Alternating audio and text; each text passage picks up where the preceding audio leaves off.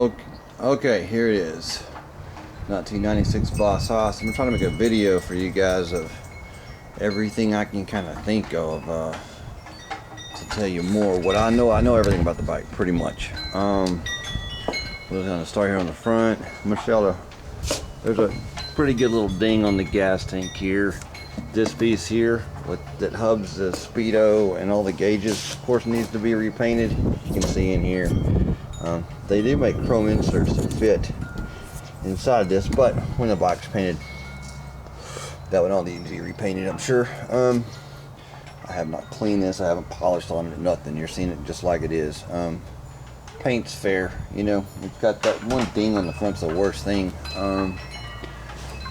Up on the forward controls, as you can see, right around in here, right around in here, there's flaking. Obviously they're going to get new ones, powder coat it.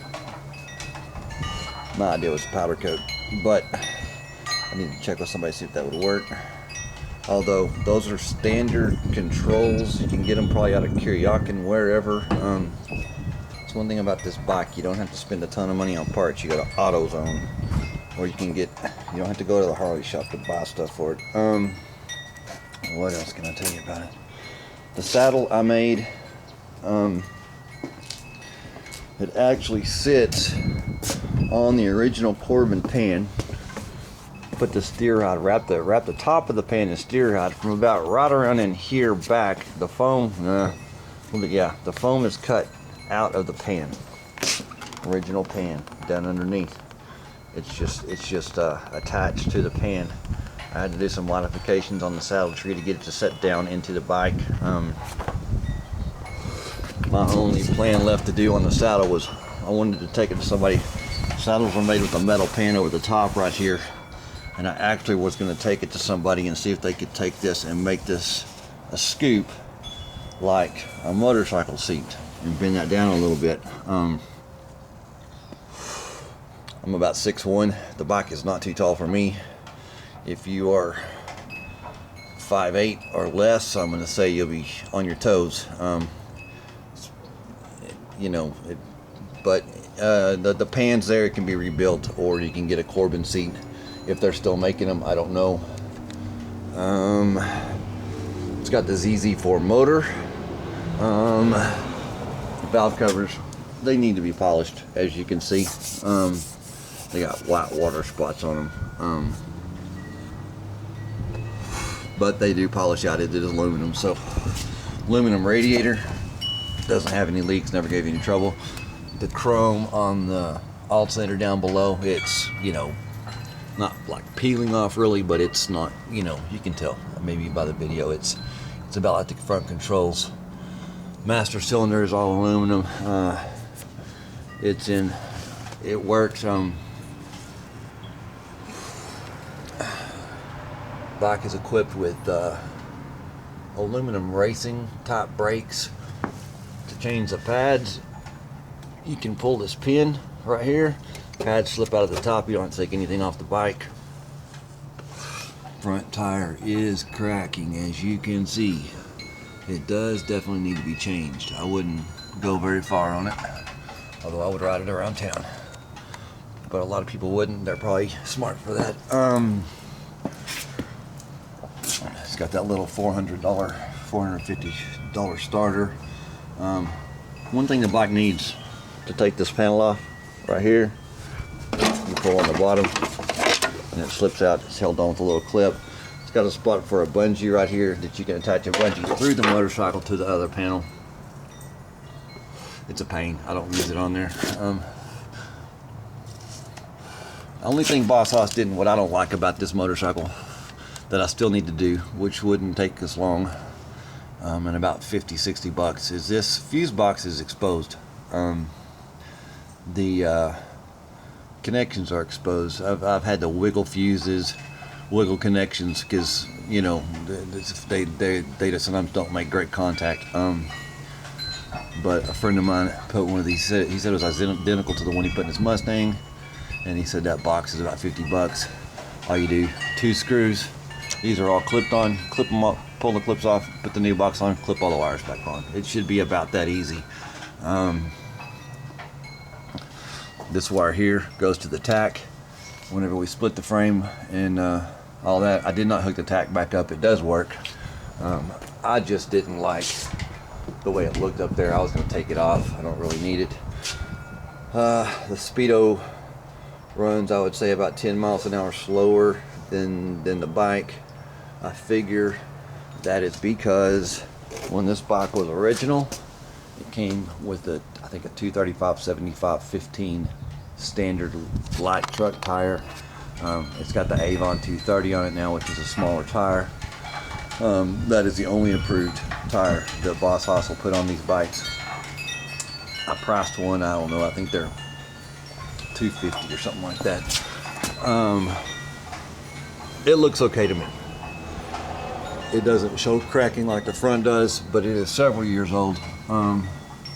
So that's kind of your own. The back has double caliper brakes. It's got all aluminum wheels, front and back. What else can I tell you about it? I mean, it's got, somebody's put holes back here in the past. I really figure that was for bars to keep out the to keep saddlebags from laying on this. Probably what that was. I was going to move these tail lights from here, because the saddle kind of covers them up, to this back hole.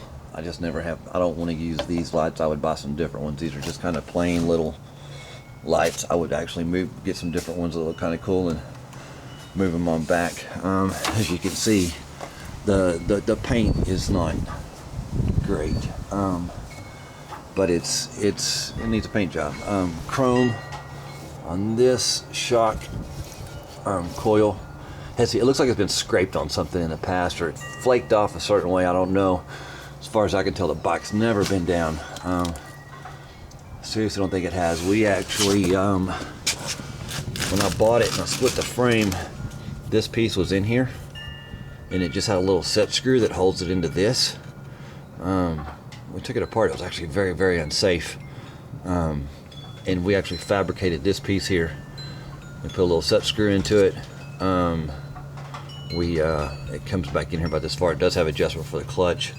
As you can see, the Pingle gas cock valves, drips. Those are about $65 to $85 a piece or so. But Pingle has a lifetime warranty on those, and they will rebuild them for $15 and you send them to them, they overnight them back, and it's $15 to rebuild them. And there's that one there, and then there's one on the bottom of the reserve tank. Well, I'll watch you run kind of fast for that. The reserve tank is under the back seat. It's, I think, 1.5 gallons or 2 gallons. And then there's a Pingle petcock valve here. I would send those off and get those rebuilt. I just haven't ever done it.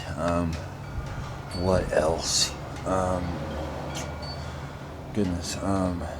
It's got the ZZ4 motor, aluminum heads, aluminum intake, Edelbrock carburetor, 365 horsepower.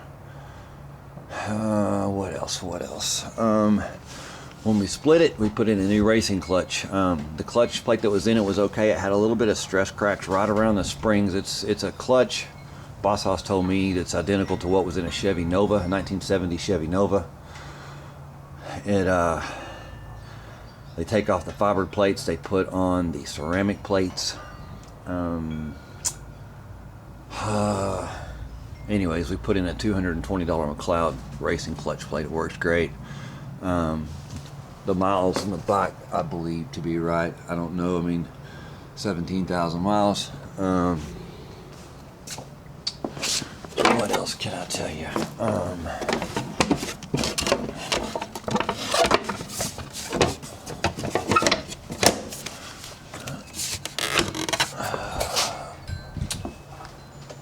I guess other than that, we'll just start it up.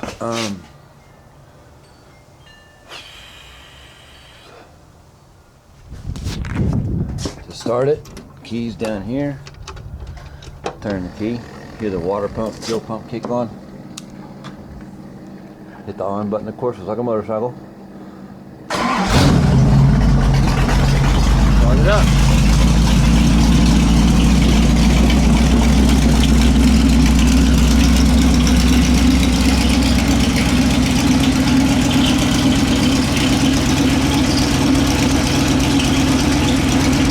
if you can hear that little chirping noise off that throwout bearing. That may be something that needs to be addressed. I can hear it from here. I don't know if I'm doing the video. It's not a hard fix. It does kind of change, so maybe it does.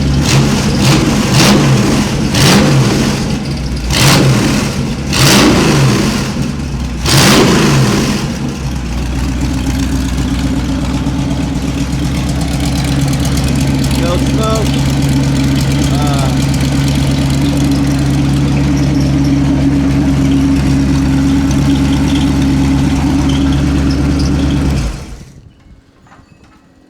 Okay, as you can, yep, maybe you can hear it. Throwout bearing squeaks. It is a new throwout bearing. To change that, see these bolts right here. There's one here, and there's one behind that piece right there. The frame splits right there, and then up underneath right here, there is 4 bolts. Two bolts on each side. So you take out the back bolt. This back bolt on both sides. You take out the 2 front ones after you got it set up, jacked up, ready to go. Put some stands on this, preferably with rollers that you can adjust. And then once you get that done, take the bolts out of the transmission. They're all right here. You got to take these 2 bolts out of the wiring harness. It comes loose, that way the wiring harness can slip past all the frame stuff. You take the exhaust off. You can leave it on from the collectors up. Tethers don't have to come off, anything like that. Because they bolt to the back of the housing. I'm trying to think of what. And then you slide the frame out. Throwout bearings right there. Slide the frame back up. At the racetrack, they did those in about 30 minutes. It would take me a day or 2, depending on who I had helping me. Anyways, that's all I can think about telling you about it. I'll start it again just to show you.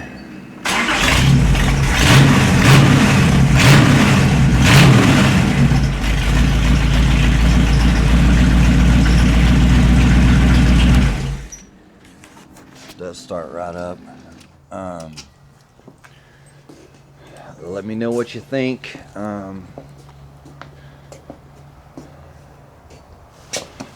Paint on this side, as you can tell, it's not, these pieces aren't broke, they're just the way that goes on. They just need to be sanded down, repainted, slicked up, kind of stuff like that. It's got chips in the paint down here, of course.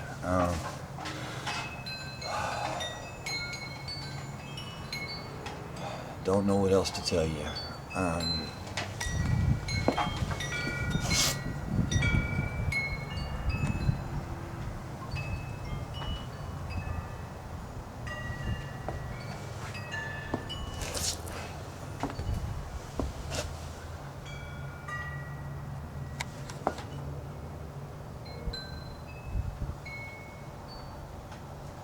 Okay, that's it. That's the bike. If you have any questions, give me a call. 832-405-9838. Thanks.